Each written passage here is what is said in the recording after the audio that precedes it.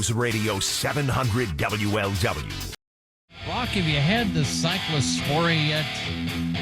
I have not, but that was a big deal. And I think it was like over 1,600 people reported cases of it. Now, they originally, as we talked about yesterday, thought it was Taylor Farms, the food producer, and it was the lettuce they produced. FDA said it was them. They came back like 24, 48 hours and said, oops, that's not the case. That's not where it originated. But nonetheless, look, there's bacterial things in our food, I'm sure, all the time. So what can we do to prevent getting sick? Well, we always talk to her about stuff like this. She is our infection prevention specialist, Rayne Guest. And Rayne, it sounds like you're being like a Mission Impossible movie with Tom Cruise. Shouldn't it, though? It's like, hey, we found him. Psych, that's not the killer. It's in that piece of lettuce right there. Dun, dun, dun, dun, dun, dun. Where do we go now, folks? Yeah. So Rayne, to start off, what is Cyclospora? Just at a grade school level, what does that do to us? Oh, grade school level, Cyclospora is actually a parasite. And, not like you think of a little bug that has claws or anything. It's a single-celled organism.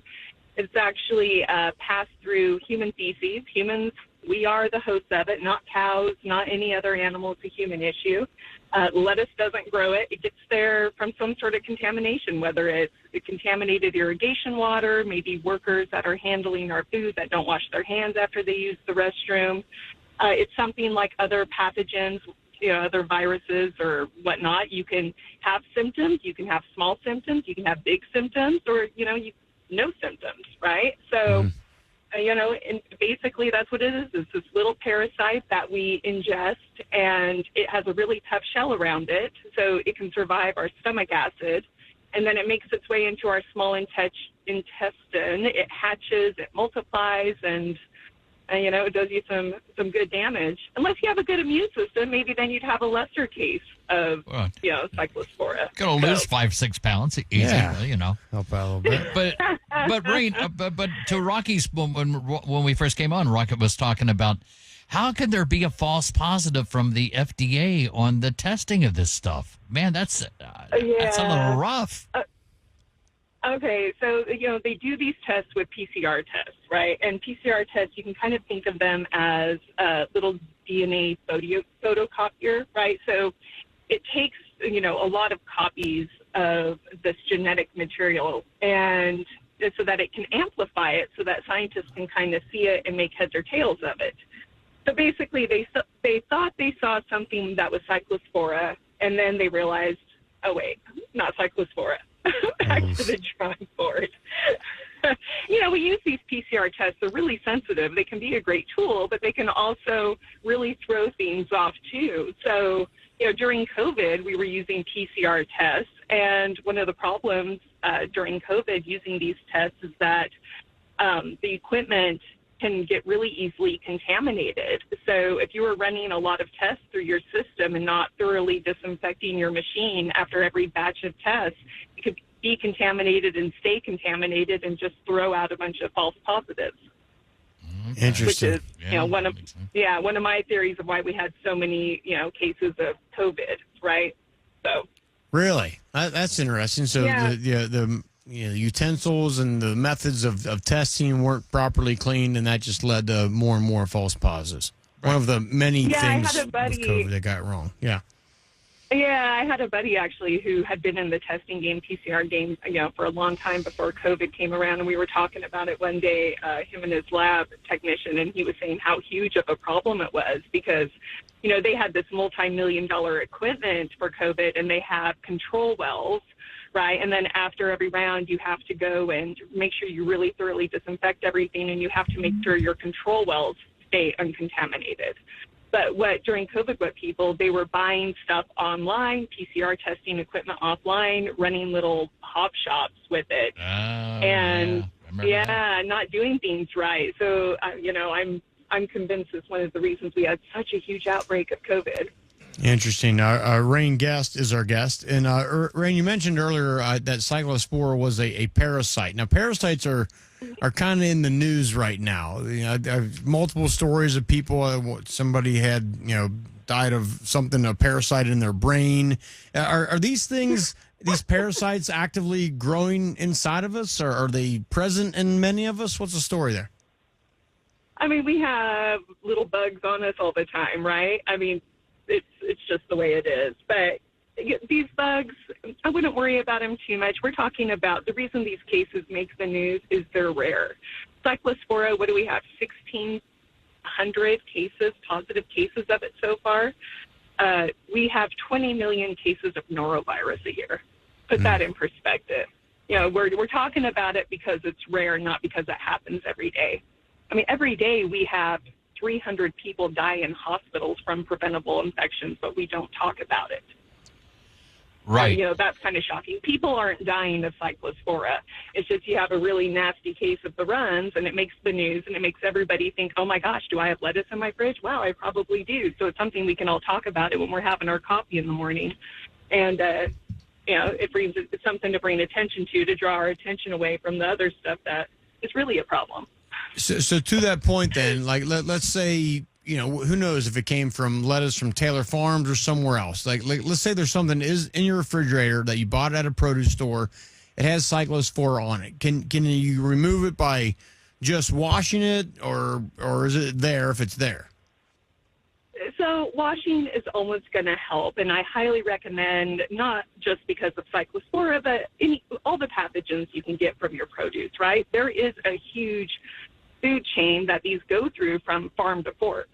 Mm-hmm. So if they can get contaminated along the way, just think about putting an apple from the stand. You have people putting apples out there to show you, right? Well, their hands are on it. You're grabbing it. You've touched your cell phone. You've touched the door handle. Now everything that's on your hand could be on that apple. Then you put it in your cart.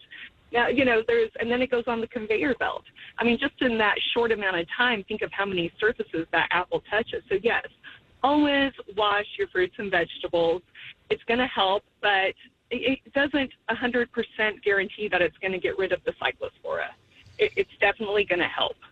And again, one of the true lessons I think we can take from this is it's really important to have healthy immune systems. Maybe don't go have all your meals at Taco Bell. Right. That'll clean you out. Yeah. But Rayne, that's to your point. Whenever I go to the grocery store, and my wife's like, you pick up some lettuce, pick up a couple of tomatoes or whatnot.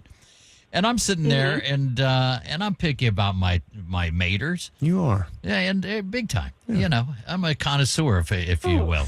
And so I'll pick up a few. You pick them up, you look at them, you kind of squish them around a little bit, make sure they don't have any soft spots in them and stuff. Drop them on the floor. So then I started thinking about them, like, everybody does this. So how many people have handled the stuff that I'm going to slice up and put on my, turkey sandwich at the end of the day?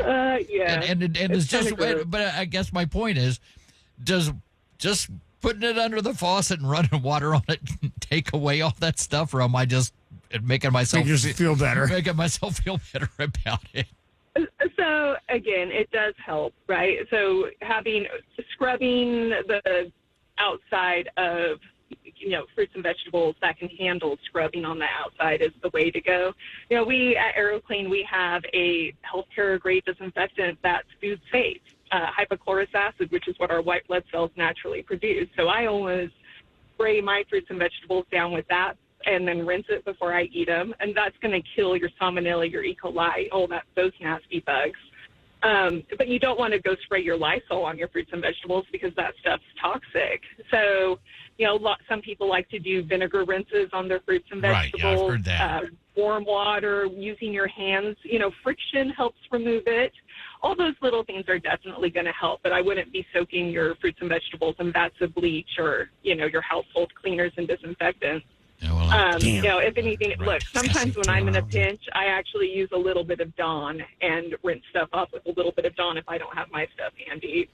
I'm not saying FDA that people should do that because I know it's not a way it's approved, but it does help get things off the outer edge, and you always want to Hey, rinse it look, with potable water. they use Dawn to clean the birds that get in oil slicks and stuff. Dawn does about everything. I think Correct. it'll do your laundry for you if you let it. Like it's good stuff. Hey, I got 3 things at my house. I got my disinfectant, my degreaser, and Dawn, and that's what I live and swear by for sure. I think kind of what we're saying here, what we've discovered is you need duct tape, you need Dawn dish soap, and like a lighter, and I think you can pretty much get through anything. When the world goes to hell in a handbasket, we're going to be set if we have those items. There you No go. doubt, no There doubt. you go. Well, when the deal goes down, I'm going to have a pack of smokes. That's all I know. Okay, add cigarettes to it. I got the lighter. I might as well have me some cigarettes. Rayne, people want to find out more about ArrowClean. Where can they go? Oh, they can go to www.arrowclean.com. Come and visit us. Thank you, Dawn. Thank you, Dawn. Dawn. Thank you, Rayne. They're going to call me Doll. I'll take Doll. Hey, Yeah. John, well, look, whatever works for the guest. Thanks, Have a Rayne. great day, guys. Thanks, See ya. Rayne. Bye. See ya.